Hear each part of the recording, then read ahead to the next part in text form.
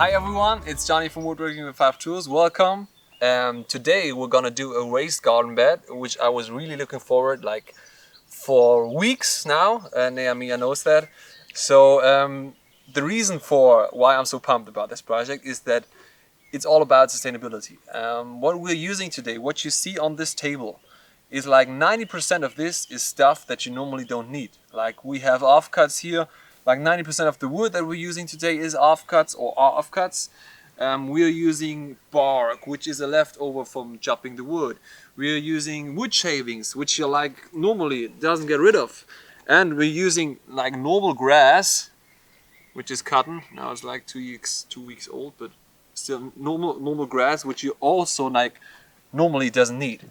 So this video is going to be a little bit different because normally there are many videos out there of people building raised garden beds, and I'm not gonna show you a normal style of building it because I think you can watch one of these 100 other videos. What I'm doing, I'm gonna show you how I build it with this in some ways sustainable way.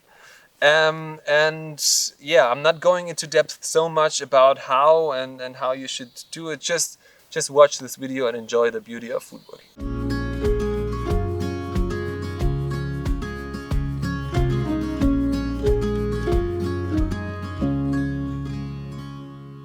Let's talk about the tools that we need. So we only need 2 tools actually. These, the angle grinder and the jigsaw is only for being really precise.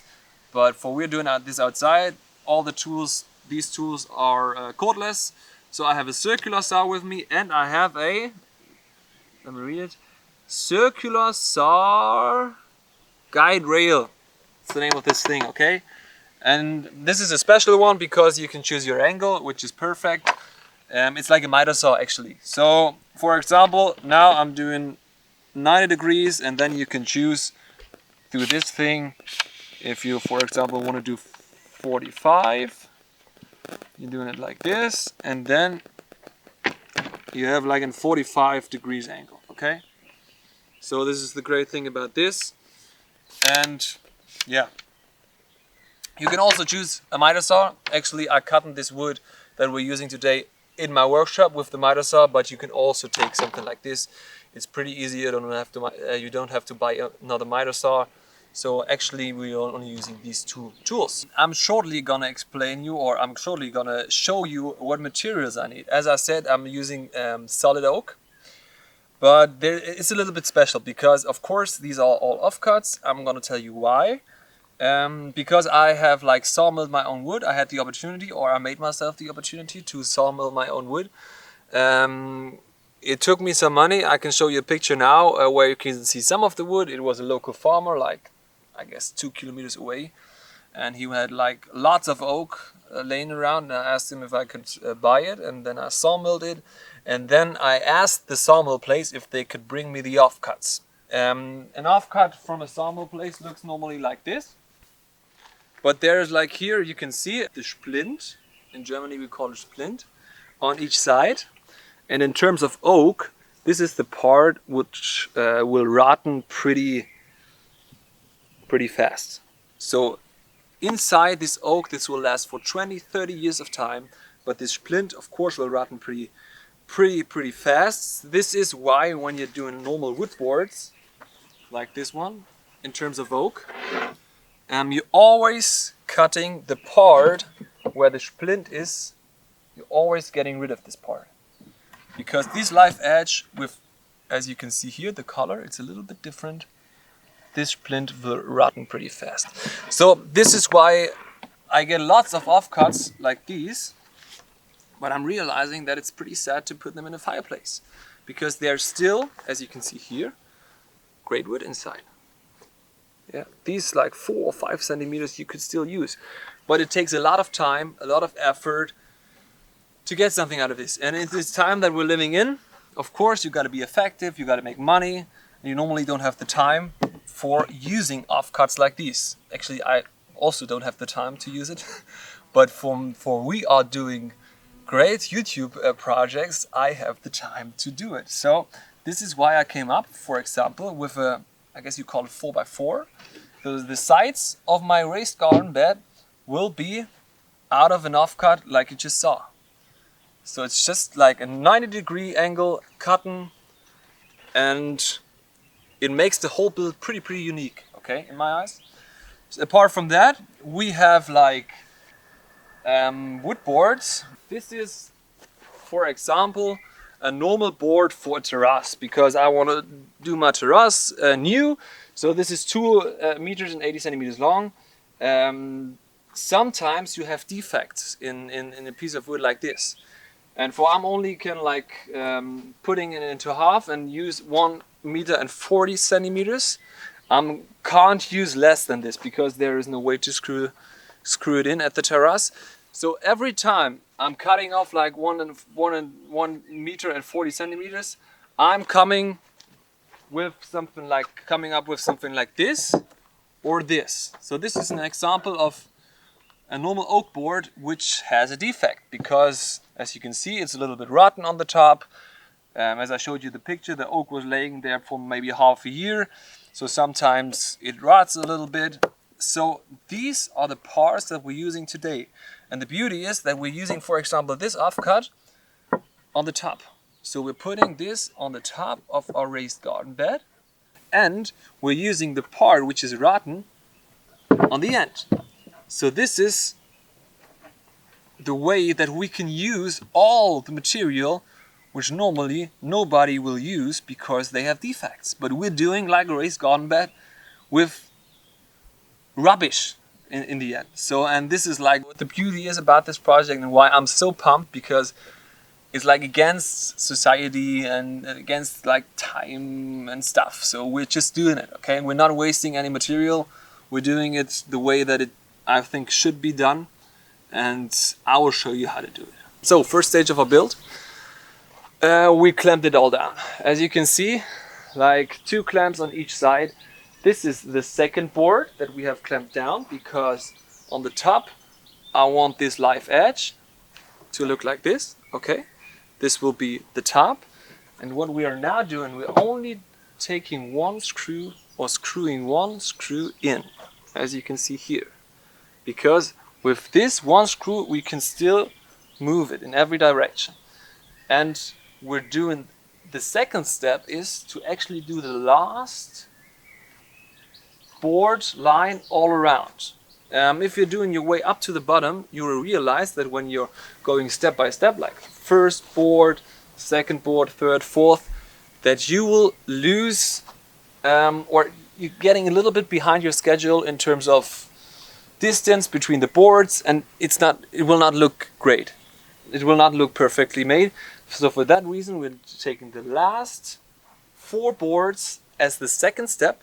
Just screw them in and then realize that all the boards in between will have the perfect distance. Okay, this is what we're doing now. We're going to detach the last line again afterwards, but for now we want the distance for all the boards in between perfect. By the way, Nehemiah, I got to show you, just take a look at this beautiful oak. I mean, if you're doing it red, I mean, isn't that amazing, huh? The figure. And we're doing a raised garden bed out of this. Just look like this. Normally you would do veneer out of wood like this. It's just awesome. It's beautiful. So now that I screwed in the last line, I can take the second screw up here and just going all around and putting it in, because I'm sure that in between everything will be the perfect distance.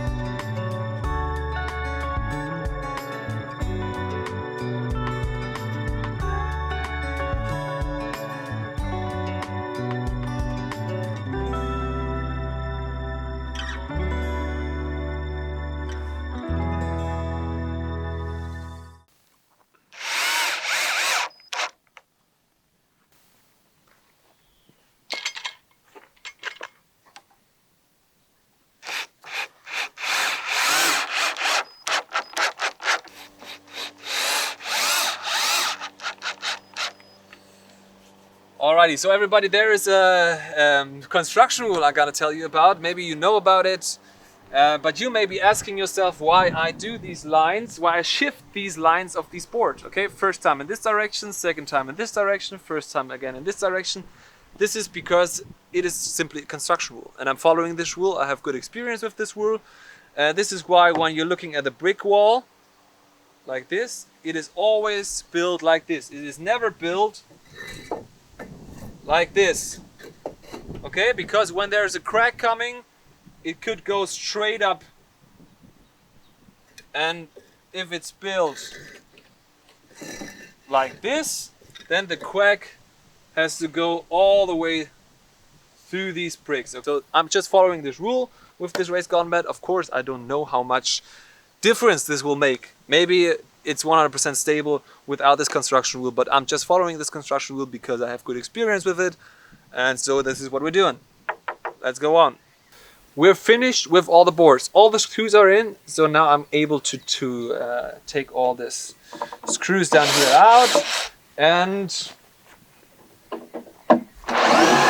as I told you, these boards were only there for the perfect lineup. So we will use these boards for the second raised garden bed because we're gonna make two.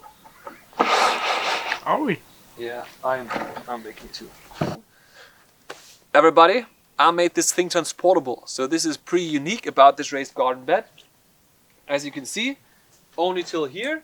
That makes us, or me, possible to choose the position of this raised garden bed, because now I can put it somewhere, and in a few years, I mean, we both, Nehemiah and I, are able with like two people to lift this thing now. But when it's like filled with all the soil, of course, maybe 4 to 6 people are maybe able to lift it, we will see. But you can take some of the soil out and then you can still put it somewhere else. And this is the reason for making it transportable, okay?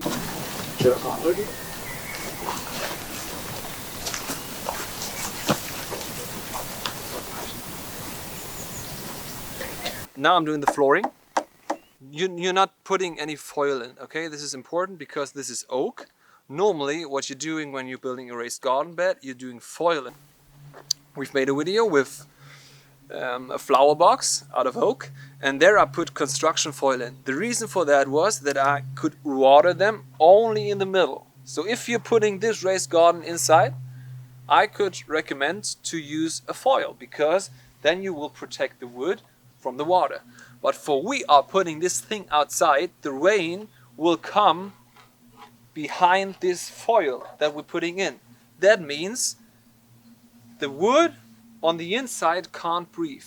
And for we have 15 centimeters of wood with a foil on and water behind it, the moisture can't get out. So it will sometimes even make the wood rotten faster than without a foil.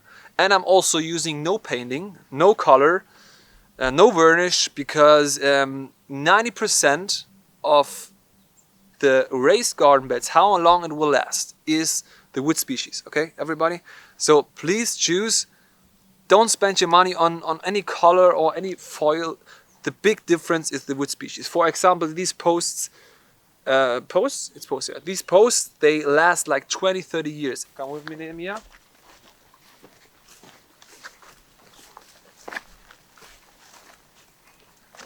So these posts are actually out of oak. It's oak and it will last like 15 to 20, sometimes 30 years, and there is no color on it. It's all about the wood species. When you're thinking about the wood species that you're choosing for a raised garden bed, in Germany or in Europe, there are actually only 3 different types of wood that you can use. Larch is maybe, in English it's called larch, in Germany it's Lärche, is a pretty good choice because it's a needle tree and it's growing pretty straight. So you can take boards and they're not so expensive. Oak is more expensive. I had access to oak, for that reason I took oak. But normally you would choose larch, and you can only choose Robinia, but Robinia is, in Germany, Robinia is pretty hard to get in a straight version. It's also like grown not straight. And oak is also not growing that straight, but you can still get some straight boards out of it. For all my American friends, please don't take red oak. red oak will last half the time. You can also take Douglas, I guess it's called Douglas. This is not growing in Germany, but when you're going to your local wood dealer, they have Douglas in stock, I guess.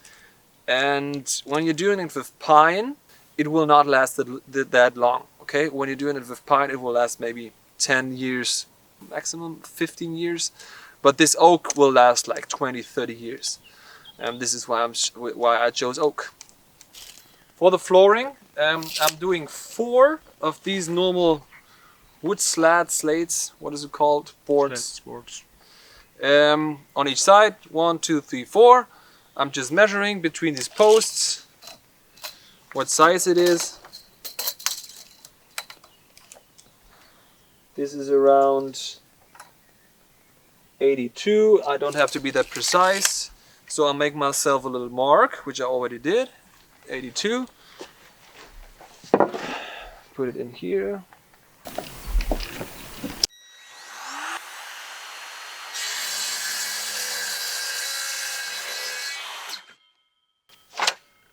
Okay, so it's just like a miter saw. Now it fits in here perfectly.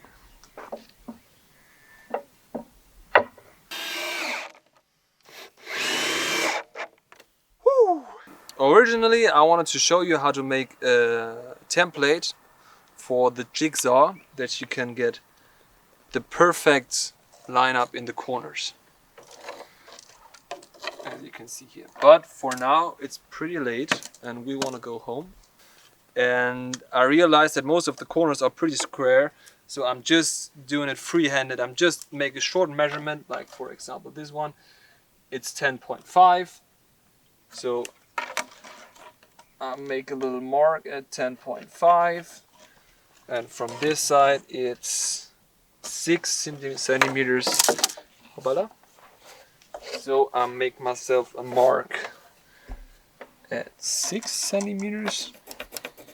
And now I take the jigsaw, put this corner out, and then it will fit perfectly. Okay, this is what we're doing now.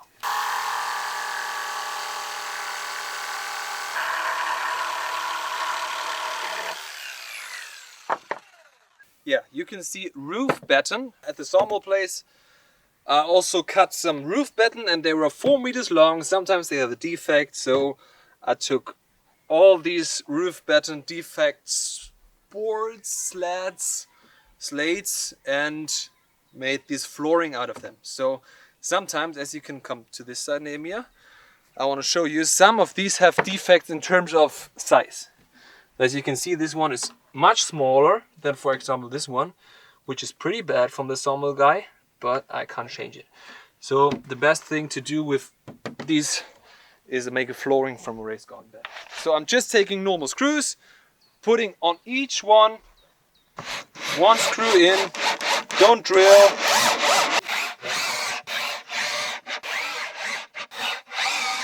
Actually, it's not really needed to put these screws in. You can also do it without screws, but it's just to secure from not sliding. But I mean, these screws are pretty expensive, I have to tell you. So all the screws of one raised garden bed cost, like, because it's stainless steel and it's C1 stainless steel, they cost like 20-30 bucks.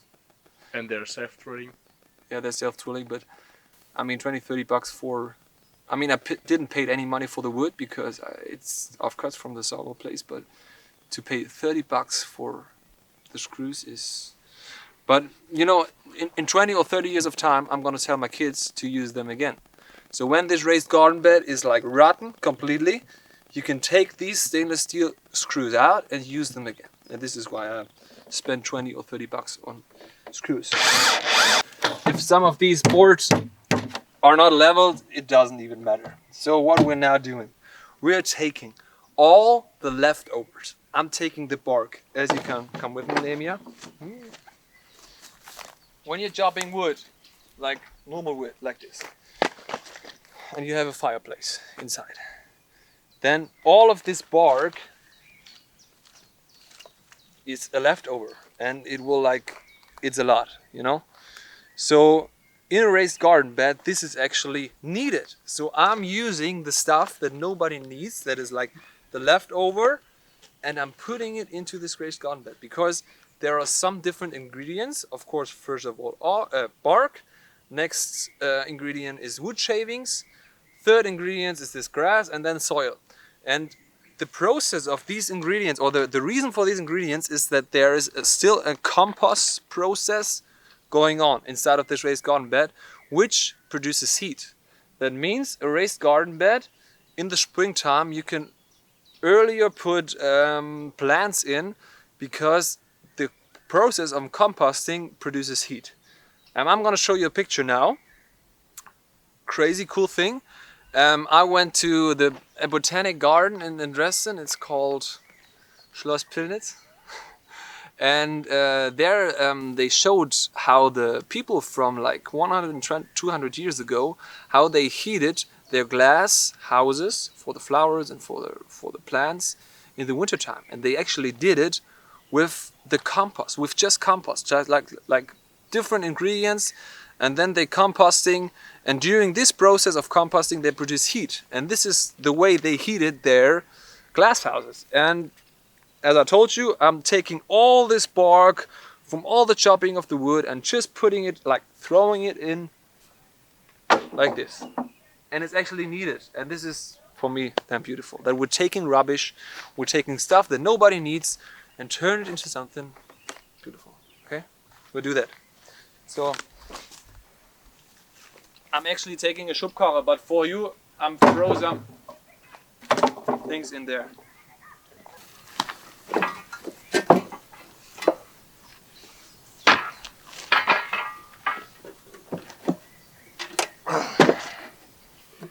Look how strong he is.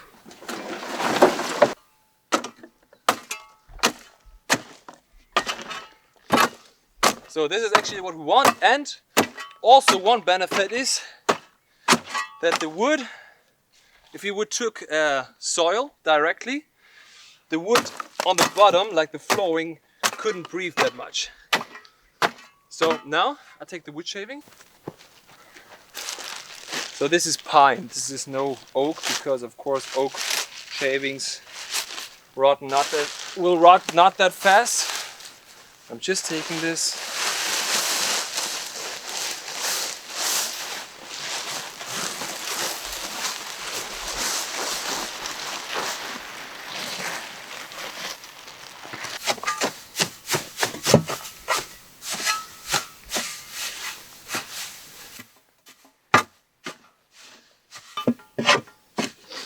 It smells super. Huh? Maybe yeah. Like, He already smelled it. we love it. Yeah. So now I'm taking the grass. This grass is already cut like a couple of weeks ago, but this actually doesn't matter. I'm putting the grass in, then the soil, and then we're finished. So guys, we actually moved it, huh? Okay, because I don't want this as my end position. And Nehemiah and we were able to still lift this thing. This is why I told you it's transportable, okay? Still, with all the ingredients in here, we're able to lift it. Now I'm putting the grass in.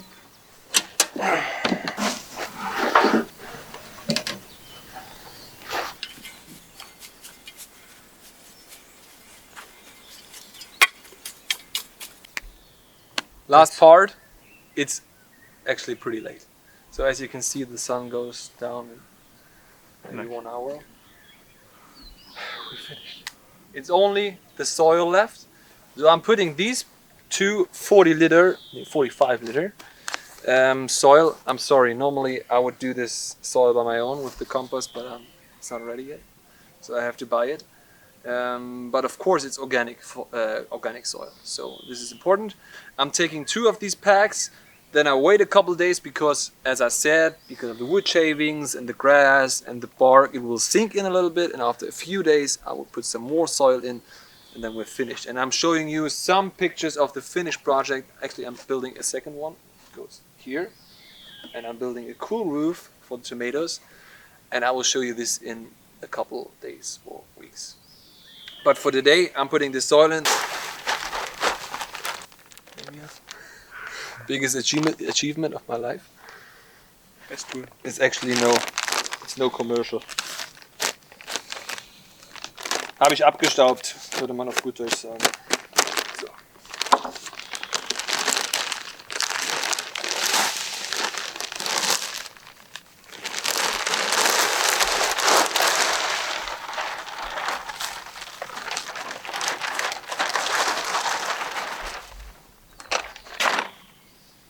Actually, I think I can get another pack. Wait a second.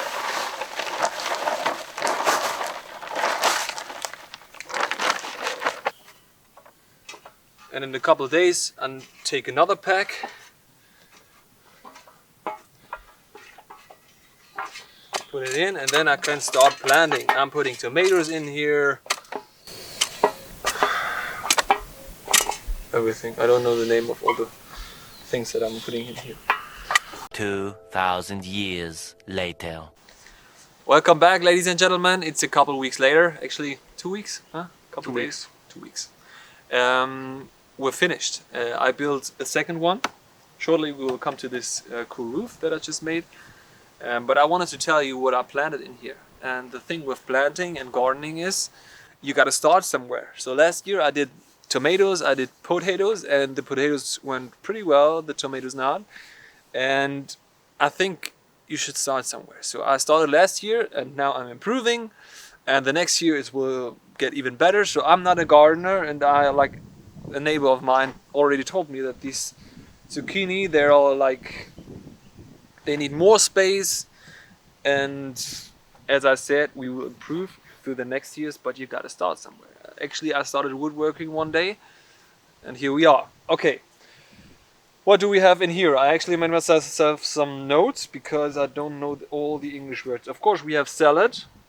Then we have carrots, which you can see here, these small little, like, you see that? Yeah. Then we have zucchini, 1, 2, 3. Then we have some beans over here. Then we have chives. And then we have, what is it called? Garlic herb. So this stuff, it tastes actually like garlic, but it's not. It's pretty tasty. This is another type of salad. No rucola, normal salad, but tastes really, really good. Alright. 1 line of paprika. 1 line of, this is interesting, kohlrabi. It's actually the same word as in German. Then beetroot. Okay, 3 more paprikas. Then we have a lot of tomatoes, like actually 3 lines of different tomatoes, so I can see which I like, and through the next years I will choose like, yeah, what tastes good, what grows good. And then we have 2, one moment, cucumber. 2 plants of cucumber in between here. You can see already some small cucumbers here. You see that? Yeah. It's difficult to see. I think you can see it. Okay, perfect. So now we're coming to this roof. So actually I torn between great engineering and Spielerei. Nehemiah, you can tell the people what Spielerei means. It's actually Something that's not necessary but really fun to build. You're on point. Okay, it's actually like playing around, but it's not really needed. And yeah, I torn between this because in the end it's really great engineering, because I don't want to use some plastic wires from a normal drip irrigation. I guess it's called drip irrigation. Yes, drip irrigation. So when you're leading the water to your plants, to the soil. For that reason, I took something that you can easily recycle in a couple of years. So everything I chose, except of this roof, which is already broken, but I had it laying around, so I used it, just this plastic up here. I didn't bought it. So everything apart from that is wood or steel. And the screws are, of course, stainless steel. That means in 20-30 years of time, I can easily recycle all the stuff. And you can repair it. So I'm gonna show you what it's all about. So I have a roof here. So just for you who might not know, tomatoes shouldn't get the water from the rain because then they can get sick. So you should always water them down on the ground directly into the soil. This is why I built this roof. It's pretty solid. It's out of solid oak, so it will last 20-30 years. But when I'm not here, I don't want to like ask someone to watering my tomatoes when there is rain. So sometimes, of course, we have rain here in Germany, and when the rain comes, Only I don't sometimes. wanna ask someone to come by just to water my tomatoes which are under the roof. For that reason, I built this drip irrigation. So as you can see over here, we have this roof and we have a small gap which is routed out where all the water from the roof gets collected. Then there are 4 holes. Do you see them up here? 1, 2, 3, 4. Where the water gets collected and it leads into these metal pieces, whatever you want to call it. Okay. Then they're coming down here, where I also routed out a small gap where the water can get collected. And then I don't know if you see it, but these 2 oak things down here, they're in a different angle. So the first one is actually a little bit like this, and the second one is a little bit like this. That means the water gets collected right here and it flows down into this direction. Okay? And then you have small holes where the rope from the tomato is, and this is actually the drip irrigation where the water gets through these small holes and into the soil. And you can actually see that yesterday it rained and it works. So when you're looking, I don't know if you see it on the camera, but you can see these, like, where it's a little bit darker, where you can see it's wet, and I didn't water them for the last days. So it was just the rain that these small holes, you can also see it here, where it's like a little bit darker. That means every hole gives water to the soil. So as you can see, this water like gets collected into this small gap. Then it flows into these holes, as you can see maybe now. Here you can see.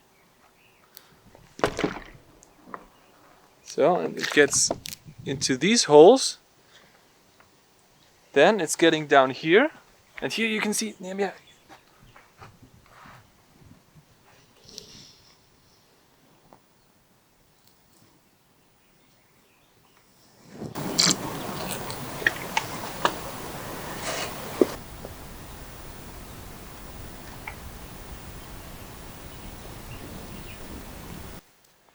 We're finished, ladies and gentlemen.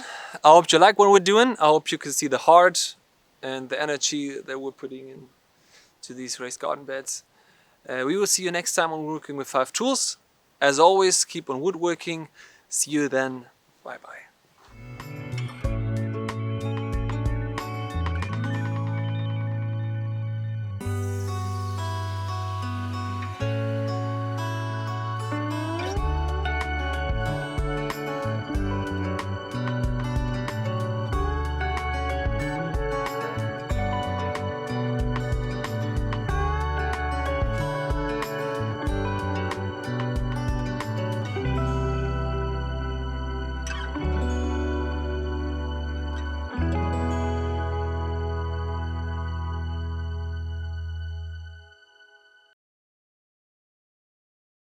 Hi everyone, it's Johnny. I wanted to give you a little update. Maybe you're asking yourself, is it growing? Let's say welcome to my jungle.